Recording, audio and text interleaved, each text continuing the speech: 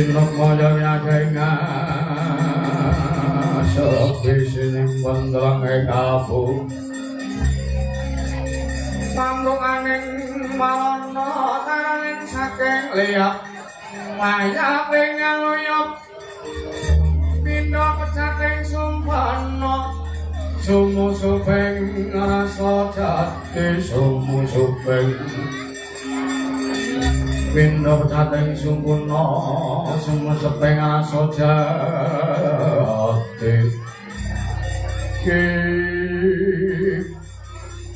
Dina lumaku lan banti warsa ngiringi Mangke triat majane Sang Prabu Basudewa ingkang dina wenah ing Widara Kandhang nalika semana wis dungkap diwasa kadya mari kang berkata Panggesanganing Widara Kandhang kang kebak karukunan mulya ndadosaken pribadi kang becik wonten gesanging para Tri Atmaja ing Mandura ananging dene kelawan para kadang Dwi Atmaja Sang Narayana kang anggadhahi kawasisan linuwih ing mriku ya damel geger kang damel bungahe manah para kawula Widara Kandhang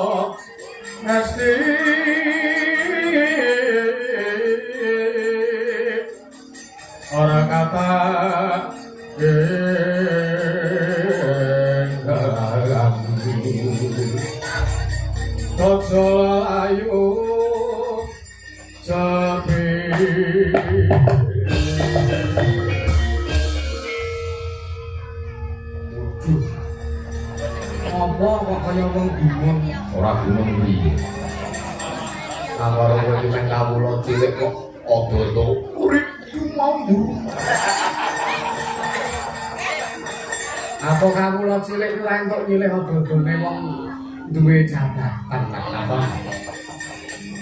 Oh iya, iya, kakangmu Dawa. Iya, adikku Cak Bagus.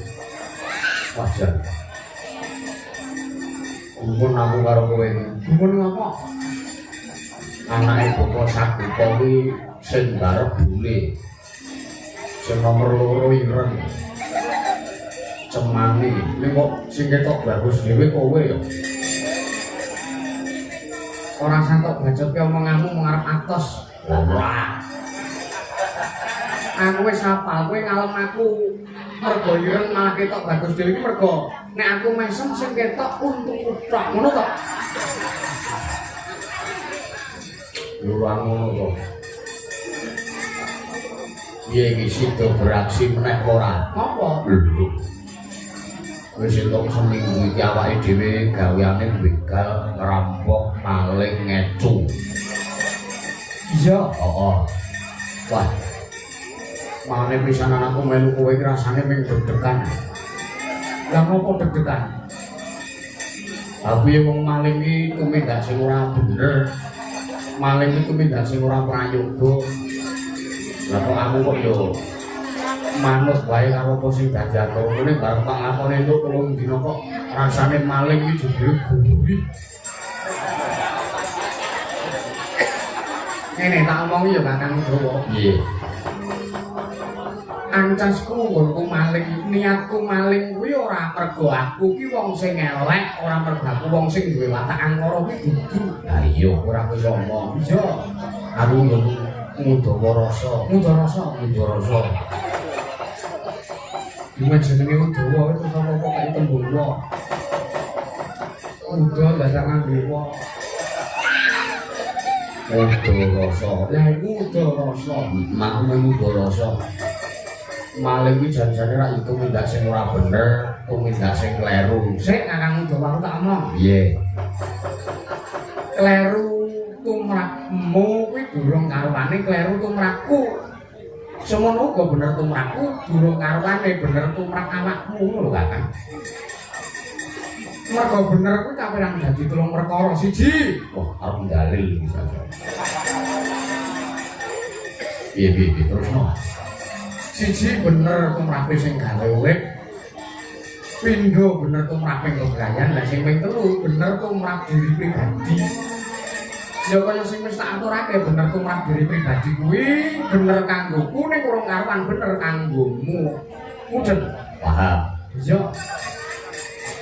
Terus bener bebrayan. Bener bebrayan ki ya sing wis diserakake karo wong akeh kuwi aran bener bebrayan. Oh.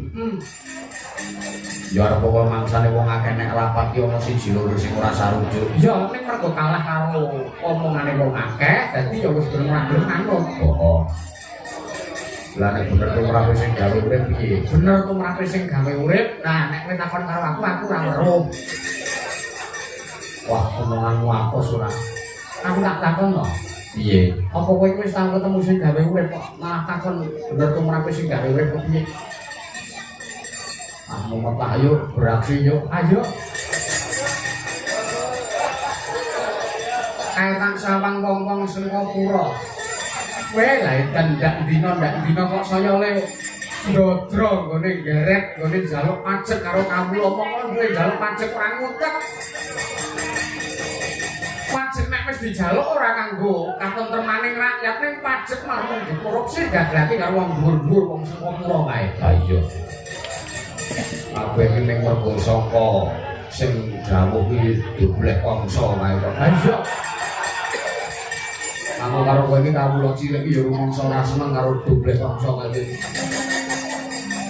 Ora ngawur kae adipati. Ah, ora. Kowe yo sengit kok. Iya, aku yo sengit.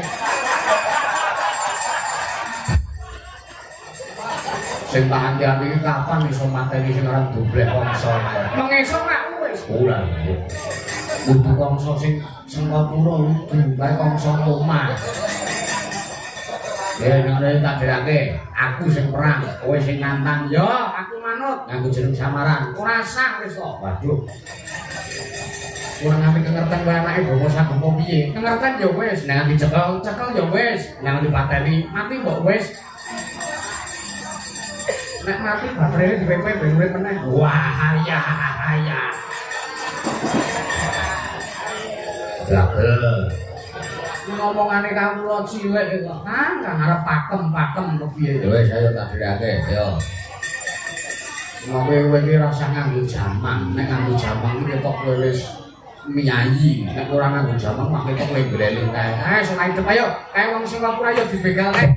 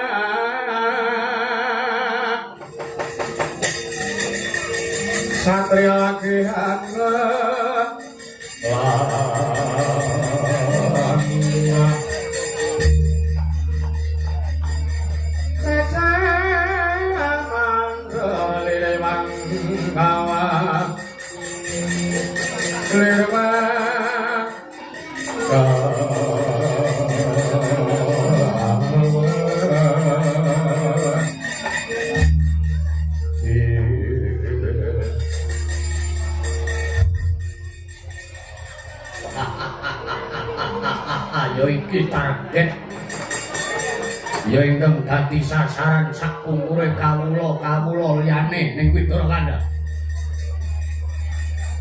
Kang, apa? Iki ketoke wong anyar. Wong anyar piye? Wingi-wingi sing nagih tukang tadi sing awake dhewe begal ki udu iki. Apa? Apa kowe mangsamu kabeh padha wae wong Sukapura ku cangkeme ya nyrengeh-nyrengeh ngono kuwi. Dobleh kabeh. Pokoke anak wae bangsa dobleh iki dobleh kabeh. Ora nek sing member blas rupane. Ora wis sithik wis sapa aranmu sapa kawula cilik. Ketoke wong anyar tenan iki. Ya iya. Wedian bandane anyar ukutane isih nek labele. Kowe tuku nang pasar klewer ngono to. Saya capek rego ora. Takone mau omongan dhewe janji, Pak. Sopo? Sopo? Aku Narayana. Sopo? Narayana.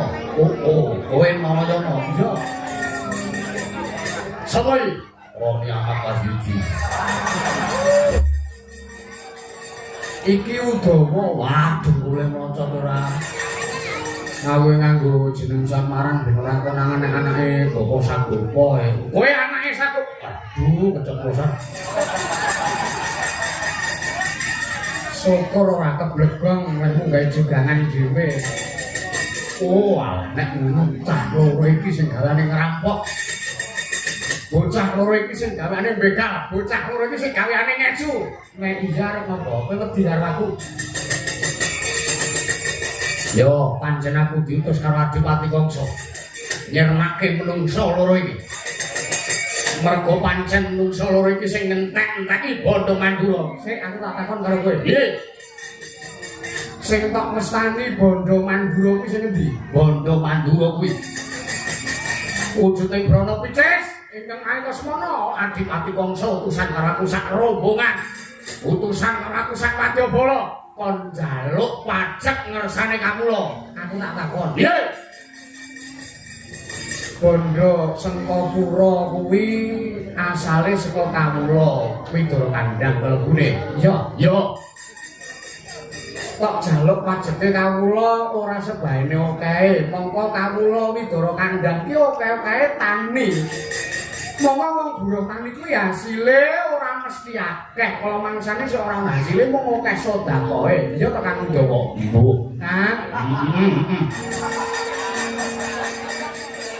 Ora nek sak kerja sama angkel mencela sisan. Antilen. Tanganku luwih hantem tanganmu. Kok iso kowe ngaku yen to kuwi Bandha Sengkapura? Kok iso kowe ngarani yen to kuwi Bandha Mandura? Kuwi iki saka kamula sing mestine Bandha utawa pajak iki wis mbok jaluk kuwi mbok gunakake kanggo katentremaning kamula. Malah tok korupsi setan ora. Ora peduli. Kowe luput tumrap pernataning hukum Sengkapura ya negara Mandura. Aku luput tumrap pernataning hukum ning aku bener tumrap pernataning sing gawe urip. Jare sapa? Apa kowe wis ketemu sing gawe urip? Wis, kapan? Kapan yo Kang? Ambuh. Iki omongan sing cetha-cetha wae ora. Ya. Aku sagum mbok rangket, aku sagum mbok pateni kepara. Mok lebote makun jaran. Ning ana syarate. Syarat apa? Syarat apa? Mulya. Wangkono kuwandane kakangku pengarang Kakang Udawa iki. Ya, kene muter-muter. Ambil. Kok terus disenjal mayang ora? Aja muni mayang. Piye?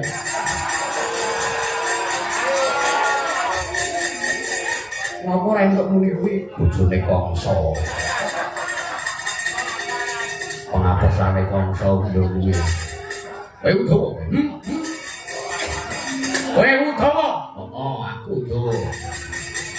Anak Widara Kandhang wis ben baca konangan iki.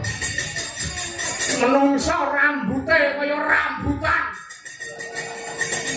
Ora pantes urip ning Prajanegara Mandura, ora pantes dadi kawulane wong Sengkapura. Ayo, maju. Aja kok kowe klubutan sak Wadyabalamu sak Sengkapura, ora-orane aku kikrik. Wah, laitan senteng gasmu tekan Papua wajahku.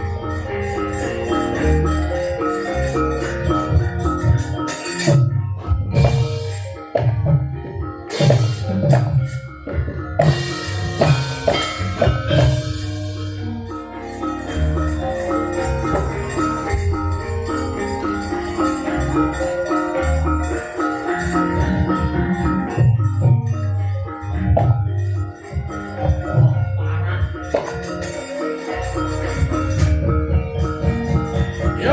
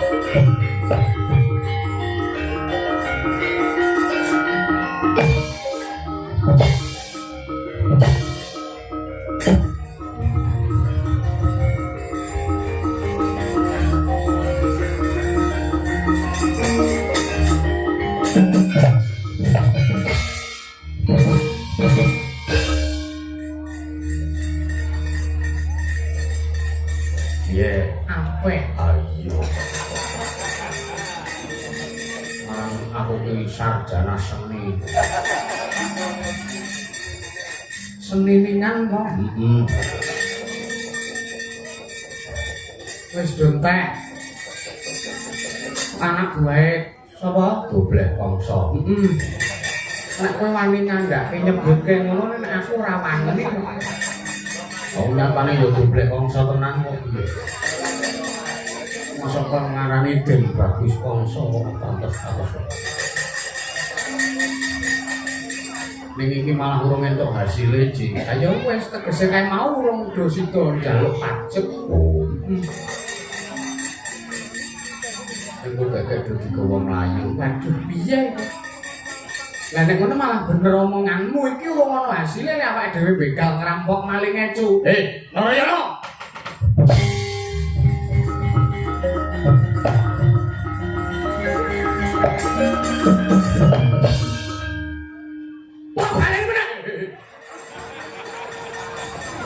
Setan. Kok bisa gerak kudu ngandani? Aku ngopo meneh? Aku iki dijak ngerampok yo untuk ladimu iki lho, Nono karo Sono. Nek kowe dijak karo Narayana iki piye carane? Piye carane mbok kandhani? Piye carane mbondak? Mbok kandhani kanthi Sono halus. Ora nglandok kowe iki. Yo men iki apa? Ngilangi. Heeh. Kowe kan ora mikir. Ki ngono. Boten. Duh kondek muring-muring kondek ku jasmu kowe. Mungso ora tatanan. He, Narayana. Wonten dawuh Kakang Mas. Narayana, wonten dawuh. Manut ta kamu kowe. Rono.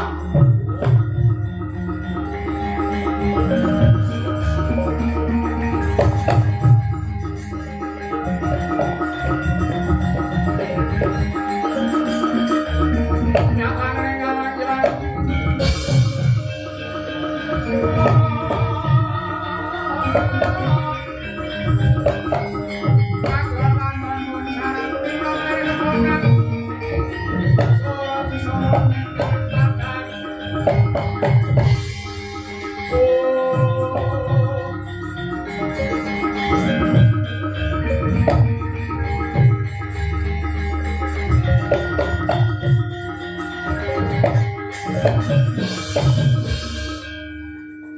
Sumangkahan pira sesumbar mawalindu bumi kuncing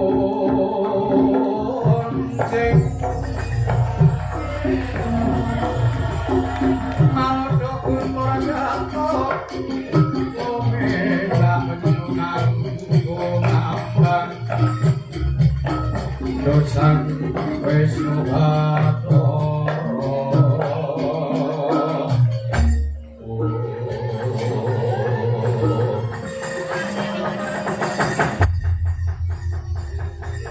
Cahidyan ora tatanan parat Narayana kula wonten maring adhawuh Kakang Mas Kakrasana mapeki dhateng ingkang rayipun Narayana semanten mugi kula nyadong dawuh rawuhipun Kang Mas Karsina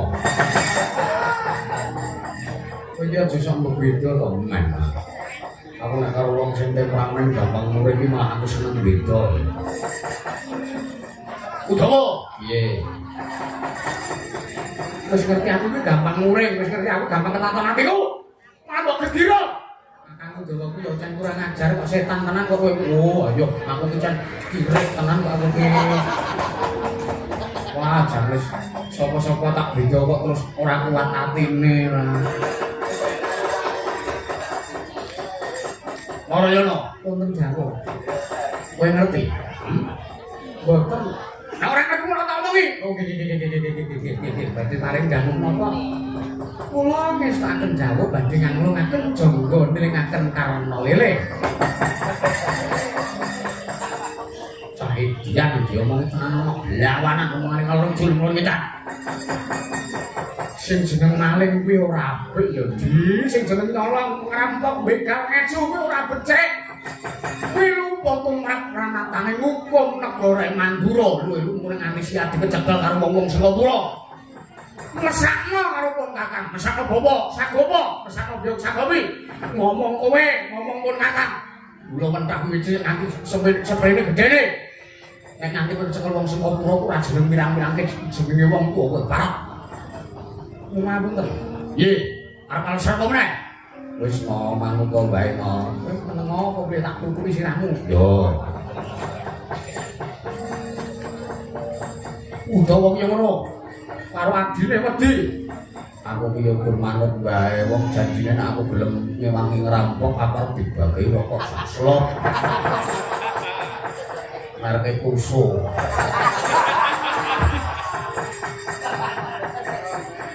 Aja isen-isen ketok rampok hasilnya gede kok rampoknya gamen-gamen. Bungsu ki enak banget malah kuwi sing tak jaluk Yo mawon. Panjenengan kok saged ngendika menawi ngerampok begal ngecu maling menika lepat dasaripun menapa? Luput. Mergo kowe ngrebut bondo ingkang ora sak mestine dadi duwekmu. Lho, yo mawon. Napa sak samunipun utawi sak dangunipun kula ngerampok begal maling kalian ngecu. Napa kula sampun saged ndamel papan omah ingkang magro-magro kula tak nyampersa. Tak wangi. Apa saprene aku ngerampok ki apa wis iso DP mobil ngono-ngono. Rak mboten to Kakang Mas. Lah iya nanging kuwi luput. Lepat kula wonten pundi? Duit bondo donya ingkang kula maling menika mboten kula rasake piyambak, mboten kula pangan piyambak, malah kepara najan namung sak kilo, sak real paribasanipun kula menika mboten ginakaken duit menika. Aku menggunakan 100.000 no. Lah wis dibelani ora ngerti wong belani setan tenan ora ngerti. Tegese piye? Teges kula maling ngerampok begal ngecu. Malah kalian tiang-tiang saka kula mriku bandane kula balekke teng ngersane para kawula mergo nuwun sewu. Wong-wong Singapura menika anggenipun narik pajak njaluk upeti kaliyan para kawula mriku ora ngutek jumlahe ora ukur akeh. Mereka ingkang rumaos kula mriku damel bot repote kawanipun para kawula. Kamangka kawula mriku nuwun sewu, pengasilanipun saben dinanipun mriku ibarate dienggo mangan wae cumpen. Lah kok nggo bayar pajak nika barang. Ya nek pajake kuwi mengko ki digunakake kanthi bener becik karo wong-wong sing do ndek jabatane ning dhuwur kono. Nek mung digaglak nek nggo korupsi piye? Wong entek nggo tuku motor listrik piye ngono. Ora sampe reno-reno to kowe iki ora. Aku wis maca berita Nuwun sewu panjenengan menika nglepataken dhateng kula. Kamangka luput tumrap panjenengan dereng kantenan luput tumrap kula. Bener tumrap panjenengan dereng kantenan bener tumrap kula. Ah, sepuh ngeyel, diabdi ngeyel. Ora sudi diabdi kowe ya.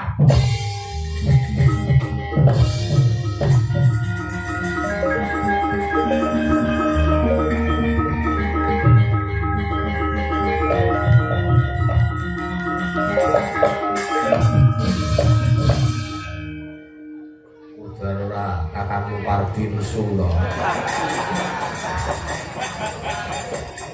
Nesu ya wis nganti kaya ora ndek dulur liyane. Kowe arep ora diakuati karo kok krasana kowe mudhar.